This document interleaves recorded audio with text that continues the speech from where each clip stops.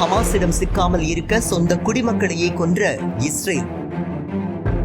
October 7 சம்பவம் தொடர்பாக அடுத்தடுத்து வெளிவரும் அதிர்ச்சிகர உண்மைகள். அக்டோபர் 7ஆம் தேதி இஸ்ரேல் மீதான ஹமாஸின் படையெடுப்பு குறித்து தீவிர விசாரணை நடைபெறும் நிலையில் அடுத்தடுத்து அதிர்ச்சிகர உண்மைகள் வெளிவந்து கொண்டுள்ளன. இஸ்ரேல் அவசர நிலையின் போது ஹானிபல் டைரக்டிவ் என்ற கொள்கையை கடைபிடித்து வருகின்றது. அதாவது இஸ்ரேலிய ராணுவ வீரர் அல்லது பொதுமக்கள் எதிரி படைகளால் பிடித்துச் செல்லப்படும் சூழல் ஏற்பட்டால் அவர்களை கொன்றாவது அந்த கடத்தலை தடுக்க வேண்டும் என்பதுதான்.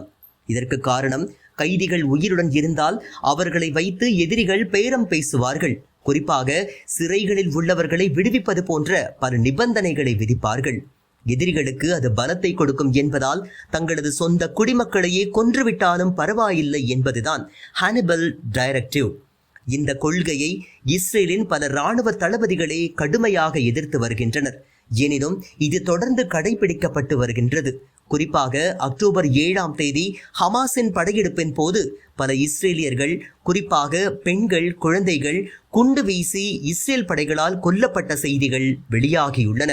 இஸ்ரேலின் ஹாரெட்ஸ், அமெரிக்காவின் ABC மற்றும் ஐரோப்பிய நாடுகள் மன்றத்தின் ஆணையம் இதனை உறுதிப்படுத்தியுள்ளது. ஆனால் இஸ்ரேல் படைகளால் கொல்லப்பட்டவர்களையும் ஹமாஸ் கொன்றதாக நெதன்யாகு கணக்கு காட்டி வருகின்றார். அதேபோல காசாவில் பணைய கைதிகள் பலர் கொல்லப்பட்ட சம்பவமும் இதே முறையில்தான் நடைபெற்றதாக குற்றச்சாட்டுகள் எழுந்துள்ளன. அதாவது பணைய கைதிகள் குறிப்பிட்ட இடத்தில் இருக்கின்றார்கள் என்று தெரிந்தே அவர்கள் மீது இஸ்ரேல் குண்டு வீசியதாக குற்றச்சாட்டுகள் எழுந்துள்ளன. இந்த கொள்கை 1986ஆம் ஆண்டு உருவாக்கப்பட்டது. லெபனான் எல்லையில் இஸ்ரேல் ஆக்கிரமிப்பு படையினரை ஹிஸ்புல்லா கொத்து கொத்தாக கடத்தி சென்றது. அவர்களை விடுவிக்க வேண்டும் என்றால் சிறைகளில் உள்ள தங்களது வீரர்கள், தலைவர்களை விடுவிக்க வேண்டும் என்று நிர்பந்தித்தது. இதன் காரணமாக இந்த ஹானிபல் டைரக்டிவ் கொள்கையை இஸ்ரேல் உருவாக்கியது.